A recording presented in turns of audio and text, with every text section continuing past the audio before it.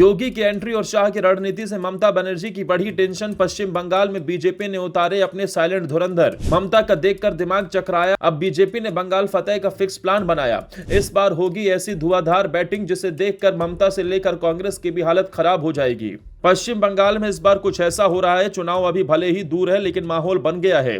फर्क बस इतना है कि इस बार न ज्यादा शोर है, न हर दिन बड़ी बड़ी रैलियों की गूंज। फिर भी जमीन पर कुछ ऐसा हो रहा है, लेकिन असली तूफान बीजेपी ने ग्राउंड से ही खड़ा कर दिया है। वो तूफान जो अभी खामोश है, लेकिन जब उसका परिणाम आएगा तो अच्छे अच्छों के होश उड़ जाएंगे, क्योंकि बीजेपी ने वो चाल चली है जिसने बिहार में बीजेपी को बंपर जीत दिलाई थी, और अब वही रणनीति के साथ बीजेपी बंगाल में उतरी है। दरअसल बीजेपी ने इस बार अपनी रणनीति पूरी तरह बदल दी। पहले जहां बड़े बड़े रोड शो, भारी भीड़ और आक्रामक भाषण पर था फोकस, अब फोकस साइलेंट कनेक्ट पर है। एक तरफ मोदी हैं, दूसरी तरफ अमित शाह अपनी रैलियों से माहौल बना रहे हैं, तो दूसरी तरफ सैकड़ों नेता बिना किसी शोर शराबे के सीधे लोगों के घर तक पहुंच रहे हैं। उन्हें साफ निर्देश दिए गए हैं कि ना मीडिया बाइट, ना मंच साझा, ना राजनीतिक बहस, बस लोगों से जुड़ना है और भरोसा जीतना है।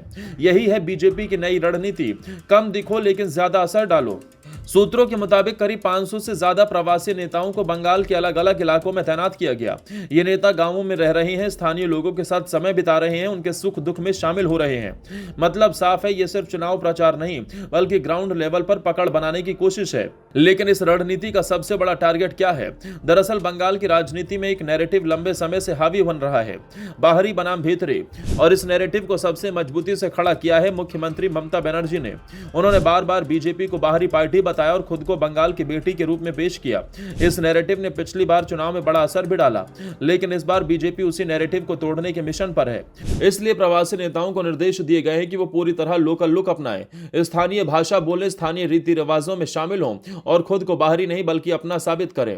यानी लड़ाई अब सिर्फ वोट की नहीं, पहचान की भी है। हालांकि इस साइलेंट रणनीति के साथ साथ बीजेपी खुला शक्ति प्रदर्शन भी कर रही है। हाल ही में अमित शाह ने बड़ा रोड शो किया जिसने ममता बनर्जी से लेकर टीएमसी को हिलाकर रख दिया है। माहौल भी अचानक गर्मा गया। बीजेपी टीएमसी कार्यकर्ता आमने सामने हो गए, नारेबाजी, धक्का मुक्की और फिर पुलिस की एंट्री। पूरा दृश्य किसी चुनावी रैली से ज्यादा राजनीतिक कुरुक्षेत्र में नजर आया। वहीं इस पूरी रणनीति में अब योगी जी की भी एंट्री हो रही है। योगी को खास तौर पर उन इलाकों में भेजा जा रहा है जहां बीजेपी को अपनी पकड़ मजबूत करनी है।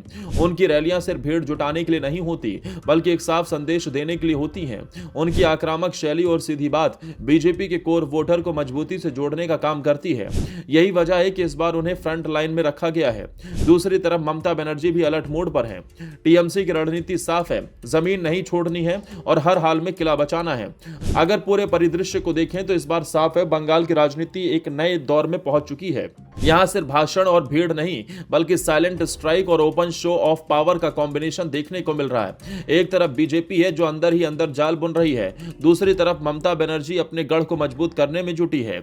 और यही सबसे बड़ा सवाल भी है, इस बार बंगाल फतेह का किसका फॉर्मूला काम कर जाएगा? क्या ममता बनर्जी अपने गढ़ को बचा पाएंगे या फिर बीजेपी के साइलेंट धुरंधर बाजी पलट देंगे? यह देखना बेहद दिलचस्प होगा।